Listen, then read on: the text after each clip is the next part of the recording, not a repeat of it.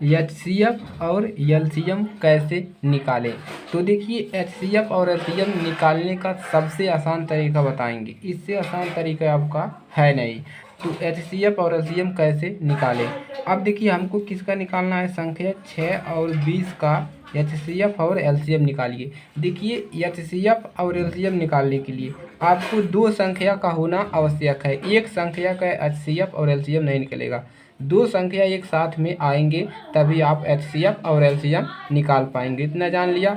अब चलिए इसको हल करते हैं। तो हल करते हैं, इसको हल करने का सबसे आसान तरीका बताएंगे, आप लोग हमारे साथ बने रहिए। अब आपको क्या करना है, 6 को इस बराबर के ऐसे लिखना है और 12 को ऐसे, दोनों एक साथ लिखना है और दोनों का गुणनखंड कर देना है। तो गुणनखंड आपको करने आता होगा, नहीं आता है तो अभी इस क्लास में बता देंगे। जैसे इसका गुणनखंड करना है तो 6 का तो 2 3 6 होता है, सबसे छोटी संख्या ली जाती है जो सबसे छोटी संख्या से कट जाए। जैसे यहाँ पर 12 है लेकिन यहाँ पर 20 का करना है तो 20 लिखिए भाई, 12 क्यों लिख रहे हैं, तो हमको 20 का करना है 20।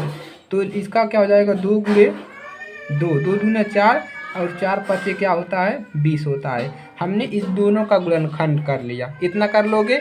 अब देखिए अगर जिसको इस प्रकार से नहीं करने आ रहा है उसके लिए एक आसान तरीका, तो आप इस प्रकार से करिए, 6 ऐसे लिख लीजिए और इसका आधा करते चलिए। इसका आधा कितना होता है, 2 से कट जाएगा, 3 दूना 6 होता है, 3 का गुणा कर दोगे 6 हो जाएगा। अब ये किससे कटेगा, रूट संख्या है तो 3 से कटेगा। जैसे हो गया 20 का काटना है तो इसको कैसे आधा करो, 2 से आधा करोगे 10 मिलेगा, दोबारा आधा करो हो जाएगा 5 मिलेगा।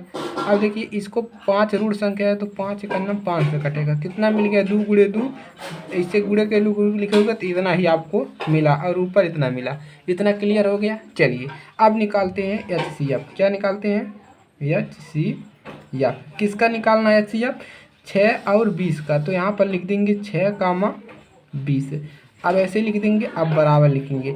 अब हम इसमें देखेंगे दोनों में जो कॉमन हो, दोनों में दोनों अंक जो कॉमन हो, जैसे 2 इसमें भी है इसमें है तो हमको क्या मिल गया, 2 मिल गया।